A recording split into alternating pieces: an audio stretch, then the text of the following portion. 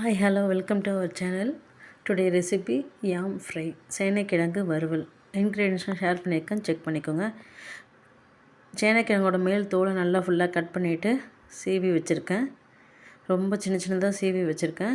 இப்போ இதை பார்த்தீங்கன்னா ஒரு வானலில் தண்ணி ஊற்றிட்டு கொஞ்சமாக புளி, ஒரு சின்ன எலுமிச்சை அளவுக்கு புளி போட்டு அது கூட சேர்த்து இதை வேக வைக்கணும். அப்போ தான் அந்த அரிப்புலாம் இல்லாமல் இருக்கும். ஒரு ஹாஃப் உப்பு போட்டுக்கோங்க, அதில் நல்லா வெந்துட்டோம். இப்போ ஒரு பவுல் எடுத்துக்கோங்க. அதில் கொஞ்சமாக மஞ்சள்தூள், 1 டீஸ்பூன் கரம் மசாலா, 1 டீஸ்பூன் மிளகாய்த்தூள் அதெல்லாம் ஆட் பண்ணிக்கோங்க. கொஞ்சமாக கருவேப்பிலை. இப்போ வேக வச்சு எடுத்து வச்சுக்கோங்களேன், அதை வடிகட்டிட்டு அந்த புளி சக்கெல்லாம் இல்லாமல் எடுத்து க்ளீன் பண்ணி வச்சுருக்கேன். அதையும் இது கூட சேர்த்து மிக்ஸ் பண்ணிக்கோங்க.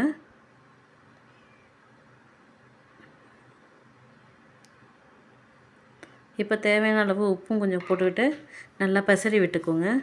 அந்த மசாலா ஃபுல்லாக எல்லாத்துலேயுமே நல்லா ஸ்ப்ரெட் ஆகிருக்கணும்.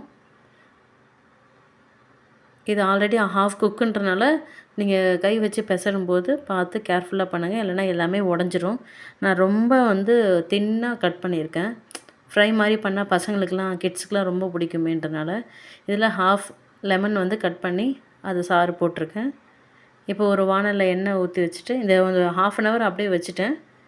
நல்லா ஊறி இருக்கும் மசாலாலாம். இப்போ எண்ணெய் நல்லா காஞ்சதும் கொஞ்சமாக எண்ணெய் யூஸ் பண்ணுங்கள். இதில் கொஞ்சம் கொஞ்சமாக போட்டு பொரித்து எடுக்க வேண்டியதாங்க.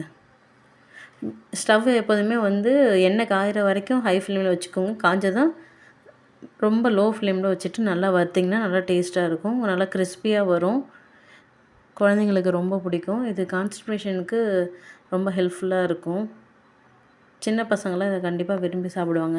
அரிக்குது இல்லை ஏதோ ஒரு ரீசன்லாம் சொல்லி இதை அவாய்ட் பண்ண மாட்டாங்க. கண்டிப்பாக உங்களுக்கு பிடிக்கும்.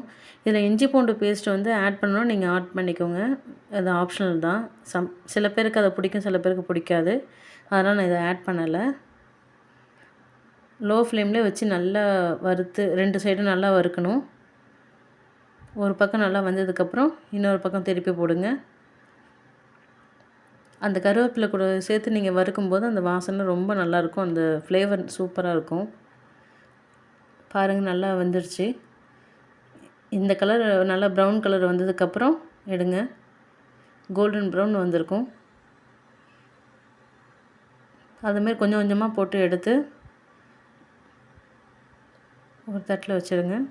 அவ்வளோதாங்க, கிறிஸ்பியான டேஸ்டியான யாம் ஃப்ரை, சேனைக்கிழங்கு வறுவல் தயார். குட்டி special. This video sponsored by Buy Moto shopping app. Thank you. Thanks for watching.